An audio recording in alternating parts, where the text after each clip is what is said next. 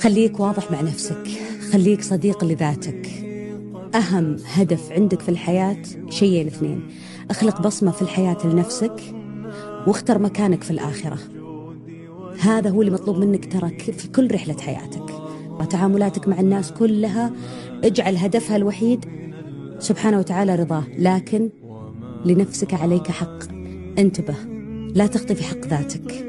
انتبه، حاول دائما تحط حدود واضحة، وارسم حدودك الواضحة اللي من خلالها تقدر تعيش سليم مرتاح متعافي من السلام عليكم ورحمة الله. كيف حالكم يا حلوات؟ يا رب تكونوا بخير وانتوا تشوفوا الفيديو.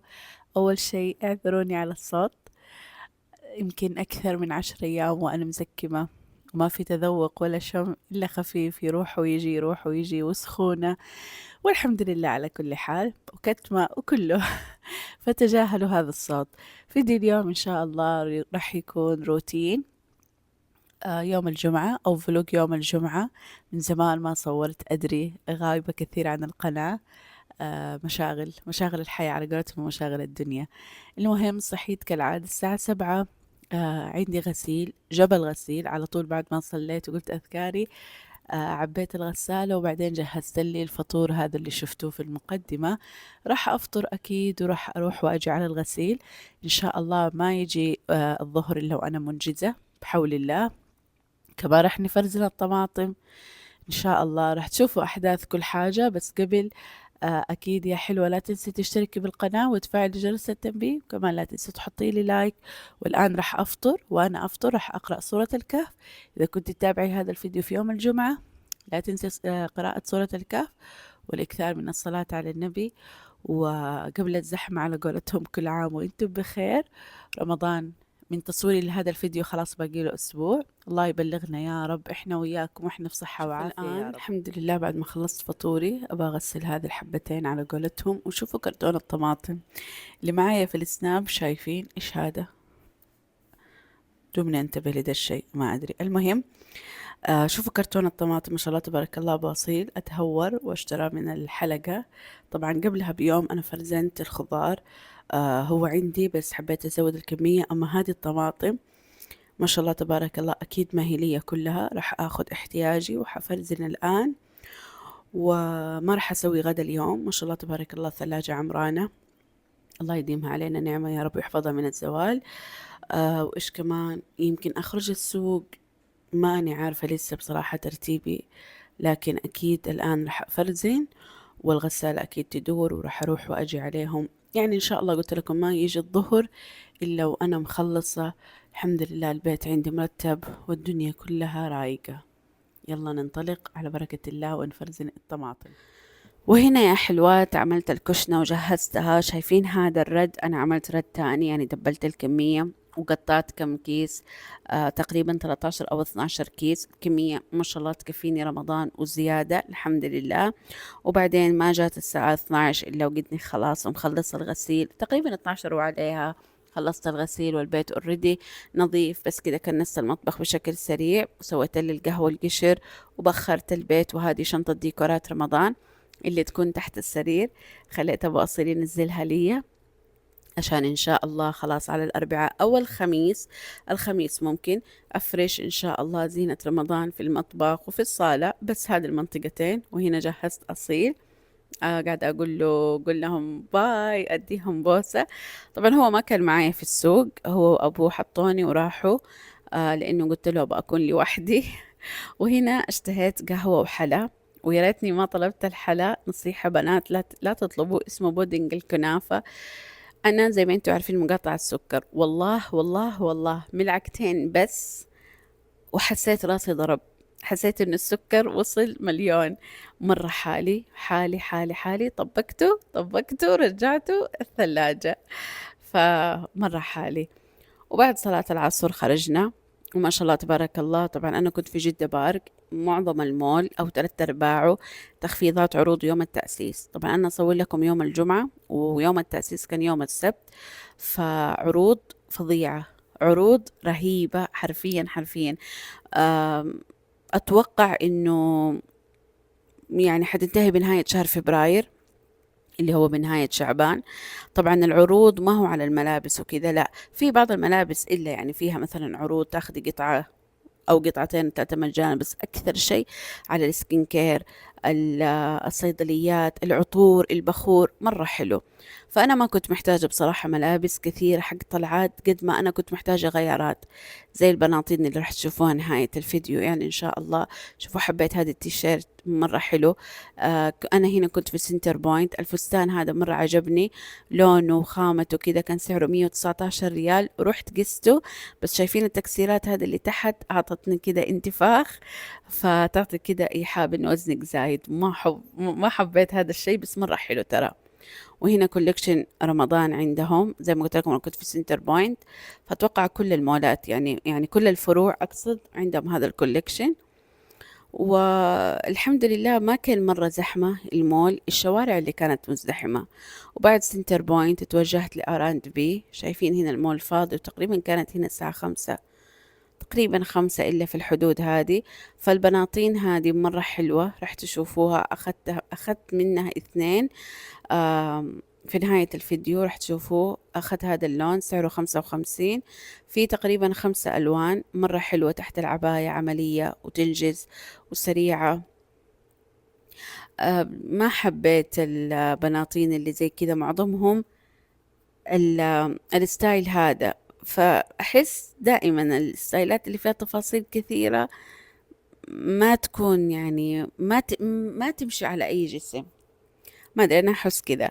ودخلت هنا مينيسو، طبعا المكان اللي يطير ويضيع فلوسي، وكانوا عاملين مرة فعالية حلوة، حاطين بمناسبة يوم التأسيس. طبعا معنى كلامهم يعني اكتب كلمة غير مفهومة بلهجتك. هو مش غير مفهومة، يقصدوا يعني إنه يعني لهجات أهل الحجاز غير يعني أهل الشمال، أهل الجنوب، فممكن أحيانا المناطق ما تعرف لهجات الثانيين. فهمتوا علي؟ زي مثلا دحين أهل الحجاز ممكن شوية يكون صعب عليهم بعض لهجات أهل الحجاز، أهل الشمال أو أهل الجنوب، يعني زي كذا. وبس. وبعدين بعد صلاة المغرب دخلت سيتي ماكس، وحوريكم دحين إيش اشتريت. وبعد آخر مقطع يا حلوات شفتوه صورته في جدة بارك، كان تقريبا على أذان المغرب، صليت المغرب واتصلت على أبو أصيل وجاني، وخرجت من جدة بارك إلى مخازن العناية. وما تتخيلوا كمية الزحام اللي في الشوارع، لكن الحمد لله أنه وصلنا. طبعا ما كانوا عاملين عروض إلا شيء مرة بسيط، لأنه اوريدي أسعار مخازن العناية تعتبر مناسبة. شوفوا أنا مرة صورت قبل فترة مشترياتي وقلت ما في فرق، فعلا ترى هو مو كل الأشياء فيها فرق يعني في الأسعار، بس إجمالا أسعاره حلوة، بس إنها مو مرة فرق، يمكن يكون شيء مرة بسيط. وفي منتجات لا أسعارها ما شاء الله تبارك الله الفرق فيها مرة قوي. فجيبي كذا حاجة تشربيها عشان تشوفي معايا المشتريات، لأنها ممكن شوية نطول في المشتريات. أول شيء خليني آخذ سيتي ماكس. خليني آخذ سيتي ماكس، حخلي مخازن العناية آخر شيء. في سيتي ماكس أخذت وانتم بكرامة هذه الشوز اللي شفتوني مصورتها آخر شيء. طبعا مقاس 40، حسيت 39 أوكي تمام، هو أنا ألبس ما بين 8 و39، بس من هنا حسيتها شوية ماسكة، فخفتها مع المشي كذا ما تكون مرة عملية. طبعا هذا ما أبغى أرفع مرة لأنه يعكس، مرة حلوة وخفيفة، عز الله مقامكم، وأنا كذا مقربتها يعني. حلوة، في منها ألوان زي ما شفتوا، ف حلوة خفيفة. واخذت الشوز الثاني وانتم بكرامة هذه. شوفوا انا بالعادة ما احب البس كذا مرة، بس هذه انيقة مرة مرتبة كذا مع العبايات، اذا عندك كذا مشوار سريع، طلعة سريعة. كانت لحظة هذه دام في مشتريات لازم الاسعار. هذه سعرها 75 ريال هذه، وهذه السوداء سعرها 35 ريال. في منها ألوان، في الكحلي وفي البيج تقريبا، بس حبيت هذه. وأخذت إكسسوار حوريكم، هو لون فضي ب35 ريال. هذه الثلاثة الخواتم، شوفوا أنا حبيت هذا الملون، شوفوا تفاصيله مرة حلوة. طبعا تيجي 4 مع بعض. لا مو ب35، ب32 ريال. واكسسوارات سيتي ماكس بصراحة يعني تعيش، حتى والله لو سويت كريم ولا عطر عن نفسي أنا والله ما تضرب بسرعة. وأخذت من ميني سو، ما نسيت أبو أصيل يعني، أخذت له هذه ب 12 ريال، فيها 10 حبات اللي هي تبع الأنف. وأخذت هذه الفرشتين ب 18 ريال. حسيت هذه الصغيرة حلوة لرسم الحواجب، شوفوا هي كده باينة، واللي تحت لتنظيف الحواجب، أو تقدري تستخدميها كلها الاثنين للحواجب أو مثلا للآيلاينر. وأخذت مرطبات الشفايف هذه الاثنين، سمعت عنها مدح بس ما أدري، سعر الواحدة 10 ريال بالعسل وبالكاكاو، ف ما أعرف، أتوقعها كذا حتيجي يومي. والباقي هذا كله شيت ماسك، شوفوا سعر الوحدة ب5 ريال. طبعا كلها ترطيب، دائما أقول بالنسبة لي أنا ترطيب. أخذت هذا 1، هذا 2، هذا 3، 4، 5، وهدول الاثنين للقدم واليدات. طبعا جاي رمضان ونحتاج اكسترا ترطيب مع الغسيل المواعين والتنظيف، مع انه والله على طول نحتاج اكسترا ترطيب. سعر الواحد منهم 8 ريال هدول سعرهم. طبعا هدول مش مقشرات، هذه ترطيب، لانه انا المقشرات شويه صعبه، المقشرات يبغالك فتره كده يعني تهتمي فيها لانها تتقشر. جربتها مره حلوه. خلوني بس اجيب كيس R&B وارجع لكم. من R&B اشتريت اول شيء كروكس الاصيل، حروح اجيبه لانه لبسه وانتم بكرامه، الحين اجيبه لكم بعد ما اصور. اخذت هذه البناطيل اللي شفتوها مقاس لارج، تحسوها كده كبيرة بس هي مقاس لارج. طبعا حتتضيق من هنا لأنه بأمانة ميديم يجي شوية كده ماسك من هنا، وما أحب لأنه هذه ممكن ألبسها مثلا في بيت أهلي، في بيتي إذا جاء أحد، وما أحب مرة الماسك. شوفوا كيف مرة باردة. في كانت 5 ألوان، إن شاء الله إن شاء الله راح أشتري كمان 2 على قدام كده شوية. فمرة حلوة باردة خفيفة، ترى ما هي بجايم، هذه كاجوال كده سوق خرجة سريعة تحت العباية. فهذا اللون تحسوه على لون طوبي جاي، بس هنا كأنه رمادي. هذا الرمادي نفس الفكرة نفسه، بس ترى شوفوا بالتصوير مو باين انه في فرق، الا والله شايفين فرق اللون. واخذت عليهم هذه البلوزتين، كانوا عاملين عرض البلوزة الواحدة 25 والاثنين ب45. طبعا برضو مقاس لارج. اوف هذا طلع دبل اكس، انصدمت. شوفوا كيف كبيرة، مقاس 18. الله يصلحها الموظف، انا اعتمدت عليها لانه كانت تحت البلايز مطبقة في الرفوف تحت، فحسيت صعب اني انزل، فقلت لها ممكن تجيبي لي لارج. تصدقوا ما انتبهت.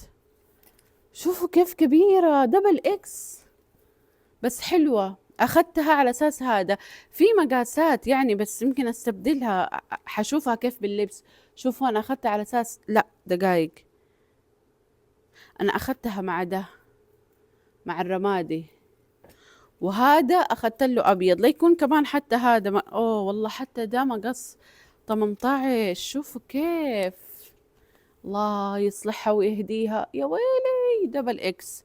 بس شوفوا تفاصيلها من R&B مرة حلوة بنات، ترى في كل المقاسات، في سمول ميديوم لارج دبل اكس، كله كله كله. فأنا زي ما قلت لكم كانت تحت، فشفتها كده من برا يعني، فقلت لها، هي شافتني حايسة وجات الله يسعدها يعني، هي تبى تساعدني وتشوف شغلها، بس الله يهديها ويصلحها. شوفوا قديش المقاس مرة كبير. فيلا الحمد لله. خلوني اجيب الكروكس وارجع لكم. شوفوا طبعا هذا سعره 22 ريال، بس انا ما دفعت فيه ولا حاجه. ليه؟ لانه عاملين على في R&B عاملين عرض، فاتورتي كذا تعدت 150 تاخدي اي قطعه ب30 ريال مجانا. ففي باقي لي لسه في القسيمه 7 ريال. شوفوا كيف في منه الوان حتى للبنات فيه، فحبيته. طبعا على طول لبسه، قست له هو في السياره على طول. نيجي نشوف مشتريات مخازن العناية، بس خلينا شوي نطير الملابس دي على جنب، اوريدي كلها حتتغسل. أخذت، شوفوا قبل ما أوريكم، دائما لما أصور في السناب أو هنا ممكن مرة مرتين جاني ده السؤال. لما تروحي صوالين وتعملي بودوكير، ودائما أقول دي المعلومة، أو تعملي حمام مغربي أو شيلي أغراضك بنفسك. ليه؟ هناك حيدفعوكي مبلغ وقدره حتى لو 30 ريال، لكن المنتجات هي أقل من كده بكثير. فروحي الصوالين الصيدليات اللي بالجملة أسعارها زي كذا، أو محلات تجهيز الصوالين، وأشتري لك الأغراض.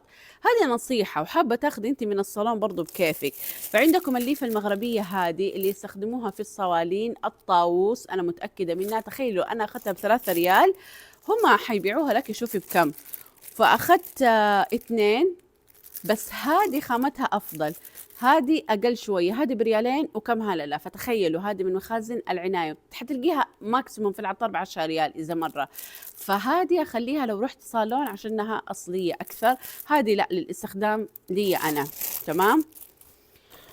وكمان هذه المناشف تخيلوا أقل من ريال، كم هللة. هذه صورتها لكم آخر مرة لما عملت حمام مغربي قبل كم أسبوع، طبعا في السناب، وكمان هنا سويت برضو فلوج. حلوة يا بنات، كبيرة ترى، يعني تلف جسمك كله وتلف حتى شعرك. فأنا أخذت منها 3، أنا كل ما أروح أخذ 4 3 5 حبات وأخليها، فحلوة ما تعدت الريال. وفي كمان الصغيرة. وكمان أخذت هذا الماسك، شفت عليه مدح مرة كثير، وآخر واحدة تجرب الترند، آخر واحدة تجربه. قاعدة أشرب القشر. سعره كان في ال20. وأخذت الكريمات الترطيب هذه السايز الصغير، سعرها ما تعدى 7 ريال. في حجم كبير تقريبا ب11 ريال، بس قلت أجرب الصغير، أشم روائحهم، أشوف ترطيبهم. هذا بالورد وهذا بالخوخ. فقلت أشوف كيف، إذا ناسبتني وحبيتها أخذ الحجم الكبير. ممكن عتب الوحيد على العلب اللي زي كذا هو إني كل شوية حتدخل يدك. وكمان أخذت كريم الترطيب هذا برضو للجسم، بالورد، برضو ما شميت لسه ريحته، كان سعره 7 ريال وشوية. وأخذت القطن ده 160 حبة ب5 ريال وكسور. شوفوا حتى هذه أنا أخذها معايا في البودوكير، كم حبة ب3 ريال وشوية تقريبا، لأنه بصراحة قلت لكم يحسبوا لك هي ما تيجي 30 ريال.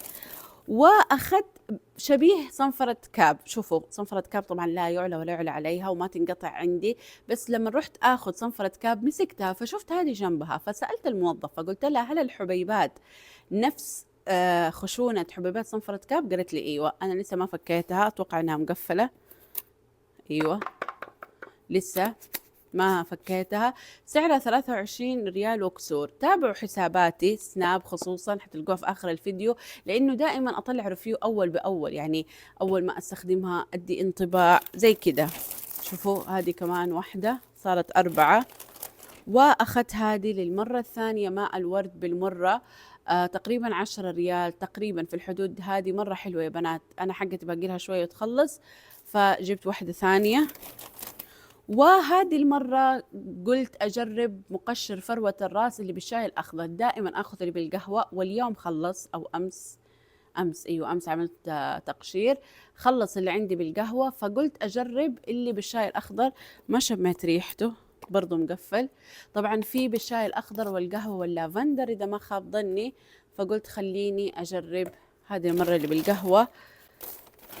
وآخر شيء أخذت لأبو أصيل سيارته معطر، عشان إنه إيش، إنه ترى أنا ما نسيتك، يعني أنا صح قضيت لنفسي بس ترى أخذت لك.